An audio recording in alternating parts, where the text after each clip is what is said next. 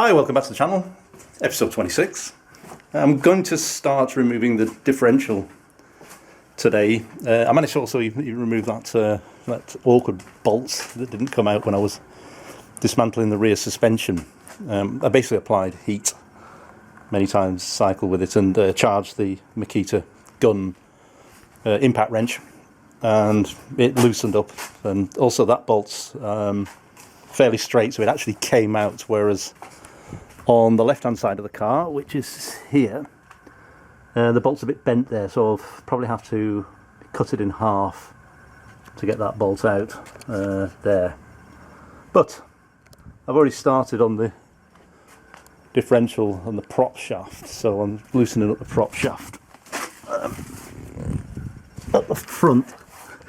Let's see if we can get this focused. Yeah, so I'm removing those bolts from the prop shafts. I'm basically holding them in place by putting the car in gear and then loosening up with a 13mm spanner, counter holding the nut on the other side as well, also with a 13mm spanner. Got all of them out, just well, except for two which are coming out now, so I'll just finish that off. Now that I've removed the prop shaft bolts, I'm going to remove the support for the bushings which holds the differential frame there, and the same on the other side.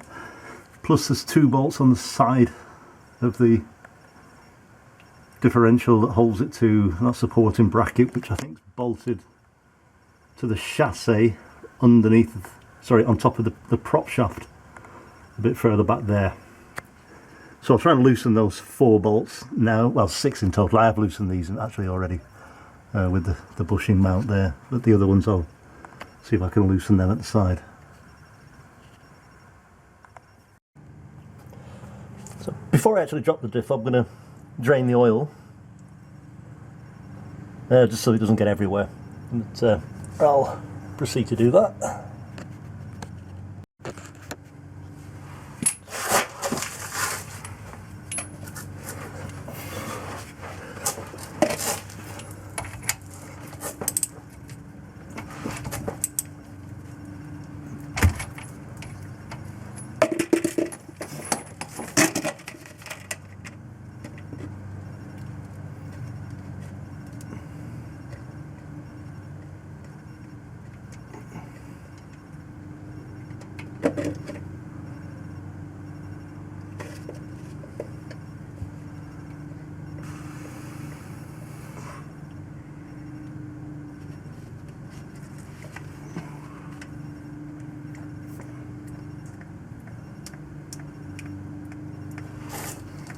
Yeah, the oil looks as if it's been there for a while.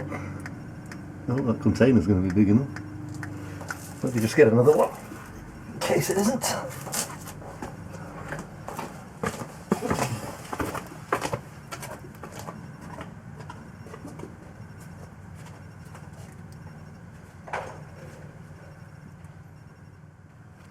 Yeah, certainly it looks like that oil's got to the point where it needs changing. So I've put the jack in place, and now it's time to undo those 4 nuts at the front and the 2 supporting ones at the back. I've dropped the diff a bit, but there seems to be 2 bolts holding on the top of this carrier thing there, that holding the diff from releasing completely. But to get a ring spanner on those 2, I've got to undo this bushing type thing on top, this damper thing, and it is tough, so I've had to sort of attach 2 spanners together, but it is loosening now, so I'll get those out and hopefully the 2 17mm nuts next to them. Taking that out gives me much better access to the 2 17mm bolts that's still holding the diff to the carrier. These 2 bolts that sit sort of underneath this bit here, they're very awkward to get to. I had to get very creative with them, with spanners, sort of, and they're also very tightly torqued. So I had to sort of link 2 spanners up to get enough leverage there, and then the access is still not great. after a bit of wrestling trying to get the prop shaft loose, it's finally out. So yeah, I just have to manoeuvre it from where it is now. Yes, it definitely needs a bit of cleaning and painting, that thing. I also removed the prop shaft. With this I'll probably just put some anti-corrosion paint on there and do not a lot with it. The UV joints are pretty good, they're pretty sound, there's absolutely no roughness in there at all, so both ends. So as I say, I'll do the minimum of work on that. So that concludes the video for today, I would imagine, and yeah, I'll start cleaning up these components and putting them all back together. Thanks for watching, and please subscribe. When I removed the differential, I think I overcomplicated things slightly, because we've got this mounting bracket here, which is held on at the side by two bolts, one at that side and also one at the other side. So instead of undoing all these bolts that secure this carrier to the differential, I could probably have just got away with undoing both of those and this metal bit sort of sliding out over the drive shaft. I think that would have worked, but anyway, you live as you learn, as they say. So I'll try and remove this now with those two bolts and see if it'll come out. So it's come out, and I'll obviously need a bit of a clean up and a spray. So yeah, I'm down in the workshop, and I'll just give you a bit of a progress update. I'm essentially rubbing down these components with a wire brush attached to that the drill, and I've started painting them. As you can see the differential there, I've sort of painted it a greyish colour, just painted literally with a brush and by hand, and it's the same with most of these suspension components, simply painted them by hand. Yeah, be interested to see how they fare up in about a year or two of driving, and see if they hold up towards corrosion. I'm still debating about whether I should put some clear coat on just to protect it a little bit more on top of some of these components. I'll probably mix some up. I've got some clear coat there. Mix some up and just paint it on the surface there rather than spray it on, I think. Yeah. The diff, I'll have to take it a bit more to pieces. I think it looks like there's been some leakage at some point, so I'll remove the rear plate here and shore up the gasket there with some gasket paste and that kind of stuff. Remove these side panels here and paint it properly behind there. In the meantime, I'm going to start cleaning up and painting some of the bits of chassis that are starting to show signs of surface corrosion. Now, first of all, I'm going to drain the brake fluid, because I've noticed that I have made a slight damage on that pipe when I was cutting the seatbelt mounts. So I'm going to drain the brake fluid from there, from that nipple there, and start cleaning up these bits of chassis.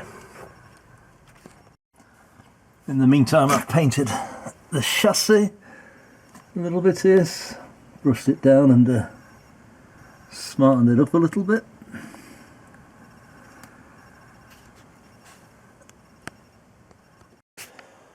I'm going to make a start now on extracting some of the bushings from the control arms, and yeah, replace them all with polyurethane bushings. So the way I'm going to tackle this first is this type of bushing here is it's got kind of a lip around it, so I'm going to try and cut that off first with a saw, and then try and extract the rubber bearing from there. So I'll get a hacksaw on that. So this is the setup I'm using to extract the bushing. So I bought this kit I've had it about 10 years now, I suppose, this kit, but different sizes of cups, if you like, and some spindles. And you essentially wind the spindle on like this, and it forces the bushing out through. Not my favourite of jobs, this, but it has to be done. Let me use 2 hands on it. It seems to be moving through quite easily now. That'll come out no problem. Yeah, the bushing came out quite easily in the end. Probably it's not necessary to remove the lip first. I'd imagine that the lip will just be destroyed as you force it through. So I'll try that probably with the other one without bothering to move the lip. But once it gets moving, they come out surprisingly easy, these rubber bushings. Yeah, it just seems to be forcing its way through there and destroying obviously the lip there, which is the desired result anyway. So no need to remove the lips beforehand, guys. That's 4 down, 8 to go, and I have to say I'm mildly surprised. This is a job I was not looking forward to. On BMWs and probably more modern cars, there's a sort of an outer sleeve on the bushing as well, and they can be a lot tougher to extract than these are without the outer metal sleeve. So all good. Now that I've taken everything out, the differential and everything, I've removed the fuel hose from the car, which is kind of, yeah, it's actually the inner bit of the fuel hose is actually pretty good. It's pretty solid stuff, but obviously the outer bit there is a bit worse for wear, and I'm not sure that the MOT guys are going to like that. So I bought this fuel line here. It's probably a bit dark in there, and I'm starting to thread it through the bodywork and the chassis. So if I just sort of crawl under here, and you can see it sort of threaded through the bottom of the boot there, and then that hole's just about big enough, I think, to accept this pipe, which is an internal diameter of 6mm. Yet that will go through there, so I'll just continue that, and then once this is done I can start putting components back together. I've managed to route the new fuel pipe into the car, but I've had 1 or 2 issues regarding this. First of all, I've had to remove a couple of these rubber bits from the gearbox mount.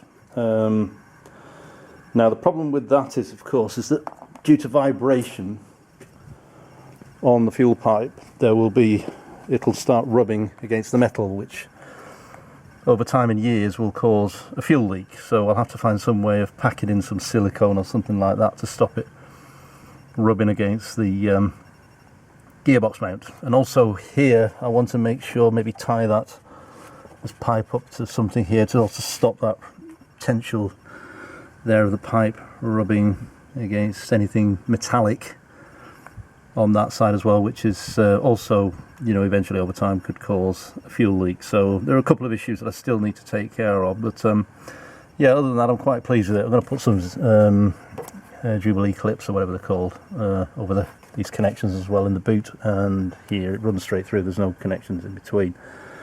So now I can actually start putting things together in terms of drive shaft, the differential, and then some of the suspension components that I've